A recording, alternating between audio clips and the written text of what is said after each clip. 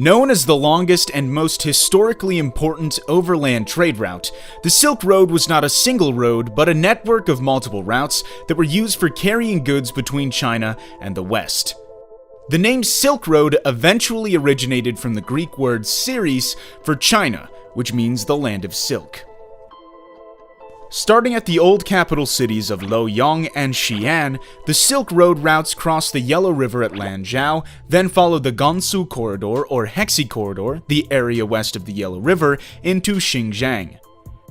At Donghuang, the route split three ways. The northernmost branch crossed north around the Tian Shan Mountains, and the other two crossed north and south of the Taklamakan Desert or Tarim Basin.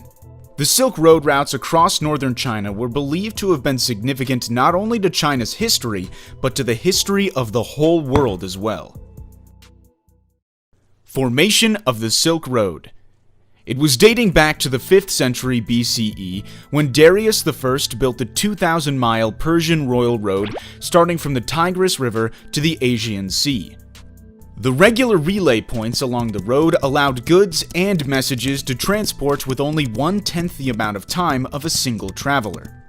Added to this, the invasion of Persia by Alexander the Great and his expansion into Central Asia by conquering cities like Samarkand, a city in southeastern Uzbekistan, and settling new ones like Alexandria Ashat gave rise to the idea of a bridge connecting China and Europe. The spreading eastward of culture and commerce of Greek, Egyptian, Persian, and Indian also stimulated the formation of the Silk Road. Prehistory of the Silk Road. Trade activities were noticed back to 4,000 years ago in Xinjiang. During the time of Shang Kingdom, between 1400 and 1046 BC, jade was a precious item from an area of Xinjiang. Besides jade, silk started to be popular by the 1st millennium BC and was transported to Siberia through the Gansu Corridor over the northern branch of the Silk Road. Evidence of silk being found in a tomb in Egypt that dated to 1070 BC supported the silk trading across Eurasia. Early Silk Road trading during the Zhou dynasty, 1045 to 221 BC. By around 600 BC, gold, jade, and silk became popular items among merchants between Europe and Western Asia in the advanced states of the Zhou dynasty. Around 300 BC, civilizations active along the Silk Road included ancient Greece, Persia, Yuezhi, and the Qin state that had control over the eastern part of the Gansu Corridor, a huge long valley that starts from Luoyang to Xinjiang. Development of the trade route during the Han Empire, 206 BC to 220 AD. The Han Empire was considered to be one of the most important factors that stimulated the development of the Silk Road. At first, the silk trade was conducted within the Han Empire from the interior to the western borders, until it was hindered by the attacks of some small nomadic tribes of Central Asia on the trade caravans. To protect their internal trade routes, in 138 BCE, General Zhang Qian was sent as an envoy to what the Chinese called the Western regions to scout out the territory and to try to form an anti-Xiongnu alliance with the Western people, the Yuezhi. Zhang Qian's journey started from the capital of the Western Han dynasty at Chang'an, today Xi'an, past the vast western regions, and reached three small kingdoms named Lulan on the northeastern edge of the Lop Desert, Chizi in the present Kush County of Aksu Prefecture, and Yushan, now known as Hessian, with whom he built a trade relationship. After the trip, he came back to the Han Emperor with stories of civilized societies, flourishing commercial exchange, and a wide diversity of novel products over the western borders.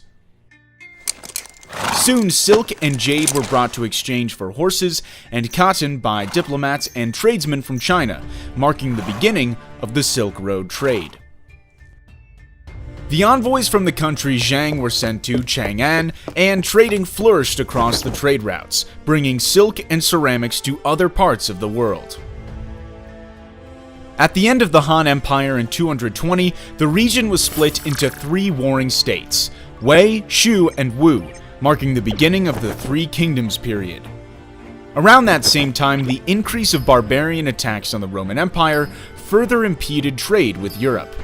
Western states of the Roman Empire were also subjected to attacks by the Huns, leading to the decline in trade in Central Asia. The fall of the Roman Empire in about 400 AD, along with other reasons, contributed to the decrease of trading activities through the Gansu corridor to the west until the rise of the Tang Empire. The explosion of trading activities during the Tang Dynasty, 618 to 917. During the early years of the Tang Dynasty, the Silk Road route in Xinjiang was under the control of Turkic tribes until the Tang Dynasty conquered the Turkic tribes and took over the Silk trade route. The trade route was then reopened, followed by the explosion of trading activities with the West. The Sogdians were known as the Silk Road's most prominent merchants and middlemen for more than 1,000 years. They played a major role in the Tang Dynasty trade and also gained in importance in the military and government of the Tang Dynasty court. A trade network that stretched about 1,500 kilometers from Sogdiana to Tang territory was established as the result of Sogdian merchants and diplomats traveling as far west as the Byzantine Empire. The development of the Silk Road trade during this time also flourished thanks to the famous monk Xuanzang. During his trip from Chang'an to the Gansu corridor, Hami, and Turpan, and then further westward to India, he reported receiving unexpectedly warm welcome along the way, contributing to the improved relations between the Tang government and these tribes and kingdoms. Unfortunately, the Tang dynasty lost its control of the western region by 760 AD, resulting in the halt of trade activities along the Silk Road.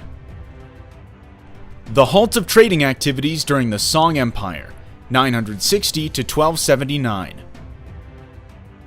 After the fall of the Tang Empire in 907, followed by decades of civil wars, a new dynasty called the Song Empire was established. Despite its strength and known power, the Song Empire had no control over the Gansu corridor, but it was the Western Xia kingdom in the northwest that controlled the access to the strategic Gansu corridor. The Song then attempted to reopen the Silk Road trade by taking back the land of the Western Xia, but they failed. 2 centuries later, the Song court was forced south of Yangtze River, leaving the remaining southern Song Empire even further from the Silk Road route. In the 1200s, they got attacked by the Mongols. The Western Silk Road routes, however, were developed and protected by the Mongol Empire during their expansion in Central Asia and Europe before the fall of the Southern Song Empire. Trade at its height during the Yuan dynasty, 1271 to 1368. Thanks to the Mongol promotion of trade within their huge empire that stretched across Eurasia, trading activities along the Silk Road revived and reached its peak during the Yuan dynasty. The Silk Road routes also gave adventurers the chance to gain a better understanding of the culture and geography of the Far East. One of the famous explorations conducted via the Silk Road routes was the journey to China from Italy by Marco Polo, a Venetian explorer. They followed the overland routes using camels and arrived at the magnificent summer palace Xanadu of the Mongolian Emperor Kublai Khan in 1275. Later, Marco spent 24 years in total working as a tax collector for Kublai Khan's court before coming back to Venice, Italy in 1295 via the Silk Road routes due to the decline of the Mongolian Empire.